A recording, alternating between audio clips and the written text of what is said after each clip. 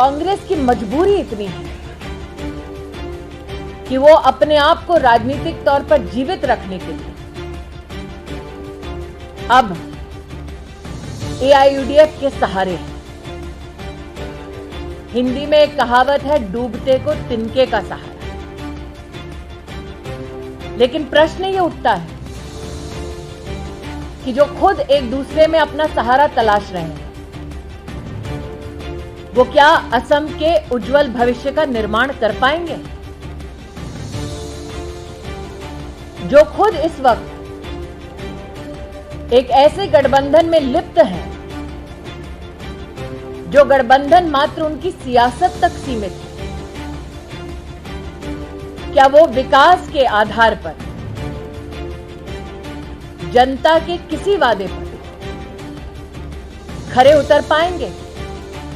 Congress party ने हमेशा वही स्टैंड लिया जो उनकी डायनेस्टी को प्रोटेक्ट करती है। डेमोक्रेसी का प्रोटेक्शन कांग्रेस का एजेंडा नहीं है।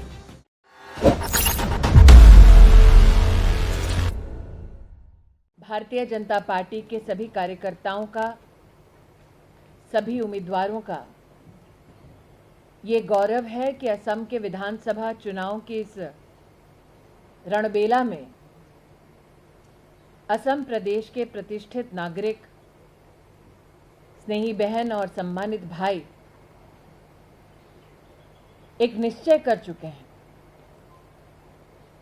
प्रधानमंत्री श्री नरेंद्र भाई मोदी के नेतृत्व में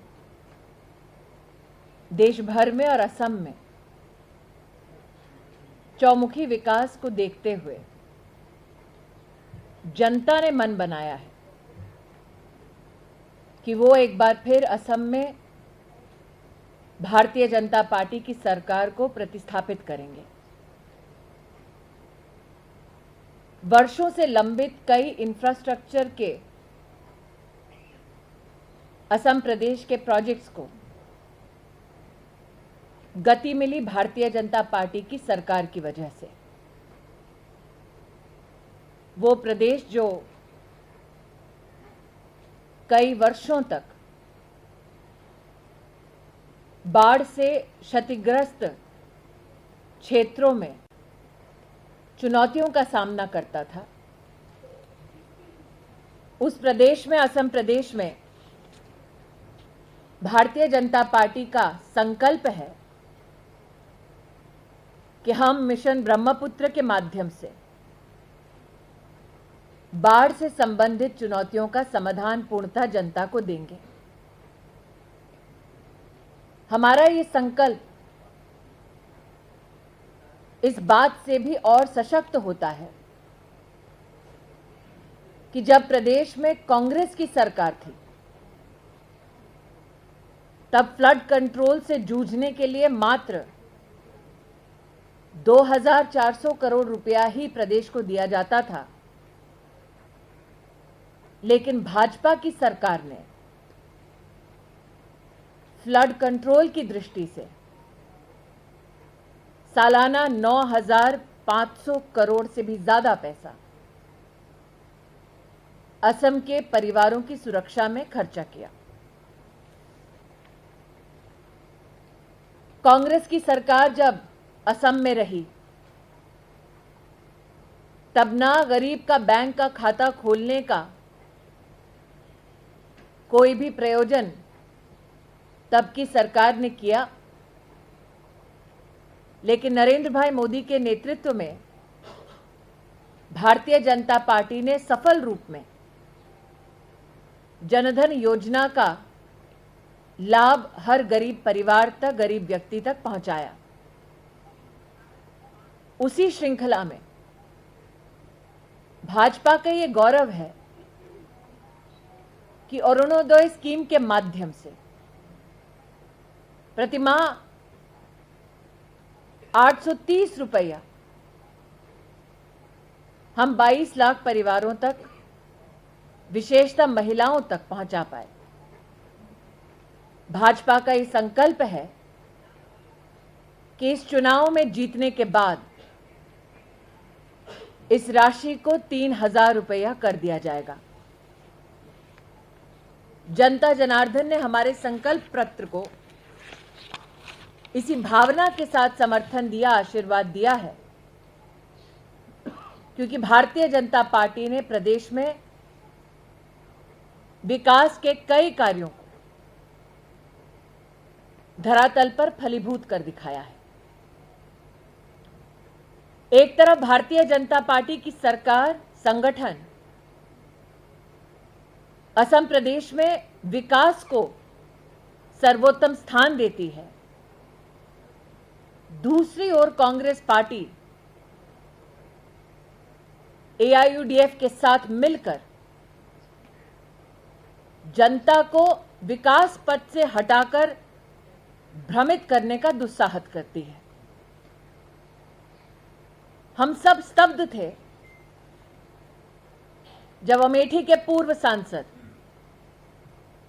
और कांग्रेस के पूर्व राष्ट्रीय अध्यक्ष ने आकर कहा कि असम की पहचान ही एआईयूडीएफ के मुखिया हैं। अमेठी के पूर्व सांसद, कांग्रेस के पूर्व अध्यक्ष को शायद इस बात का एहसास नहीं कि असम का गौरव गान होता है तो गोपीनाथ बोरदोलोई जी का नाम लिया जाता है, असम में मां कामाख्या का नाम लिया जाता है।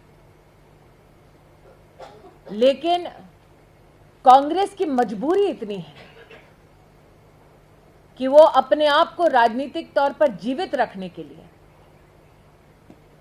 अब एआईयूडीएफ के सहारे है। हिंदी में एक कहावत है, डूबते को तिनके का सहारा। लेकिन प्रश्न ये उठता है कि जो खुद एक दूसरे में अपना सहारा तलाश रहे हैं, वो क्या असम के उज्जवल भविष्य का निर्माण कर पाएंगे? जो खुद इस वक्त एक ऐसे गठबंधन में लिप्त हैं, जो गठबंधन मात्र उनकी सियासत तक सीमित है, क्या वो विकास के आधार पर जनता के किसी वादे पर खरे उतर पाएंगे? वर्षों वर्ष असम की जनता ने कांग्रेस पार्टी के नेतृत्व पर विश्वास किया, कांग्रेस का एक नेता यहां से चुनकर देश में उनको प्रधानमंत्री बनाया। लेकिन असम की हकीकत यह है कि चाहे वो एम्स के सपने को साकार करने का काम हो, चाहे वो बोगीबील ब्रिज का निर्माण का काम हो, चाहे वो गरीब तक कोरोना महामारी में राशन पहुंचाने का काम हो, विकास और मानवता के ये सभी कार्य भारतीय जनता पार्टी के संगठन, कार्यकर्ता और नेतृत्व ने कर दिखाया है। इसलिए आज आप सबके माध्यम से मैं असम की जनता के चरणों में शीश झुकाते हुए गत 5 सालों में उन्हें जो हम पर विश्वास दिखाकर भारतीय जनता पार्टी को सेवा का मौका दिया, उसके लिए तो आभार व्यक्त करती हूं। लेकिन साथ ही इस चुनाव में भारी संख्या में हमारे नेतृत्व के कार्यक्रमों में सम्मिलित होकर पुनः असम में भारतीय जनता पार्टी की सरकार को प्रतिस्थापित करने का संकल्प लेने के लिए, आशीर्वाद देने के लिए असम की जनता को आभार व्यक्त करती हूं।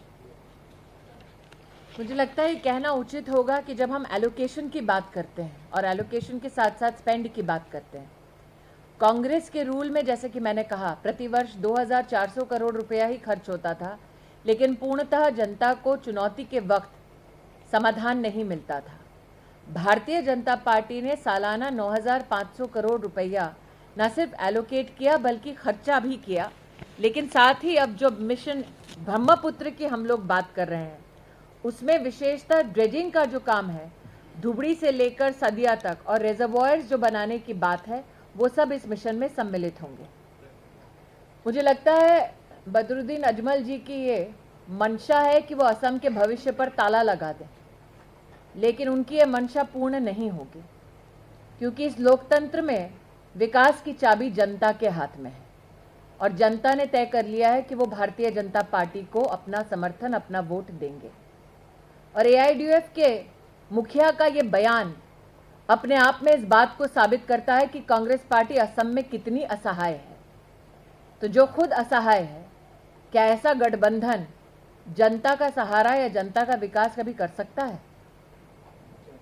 I think that the opposition party today on issues of development, not only in the state but even at the center, cannot engage in a civilized discourse or debate or deliberation. That is because years of their misconduct and misrule in Assam are not a distant memory, but in fact it is one of the foundations on the basis of which citizens of Assam have decided that they will not vote for neither the Congress nor the AIUDF.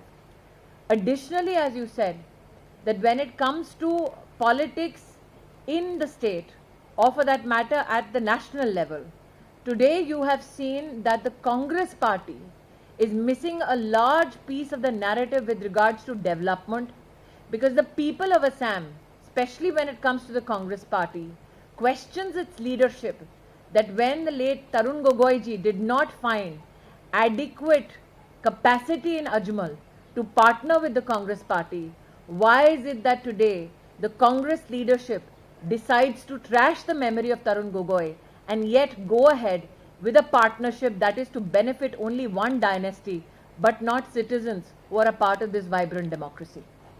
Congress party ने हमेशा वही stand लिया जो उनकी dynasty को protect करती हो। Democracy का प्रोटेक्शन कांग्रेस का एजेंडा नहीं है। धन्यवाद।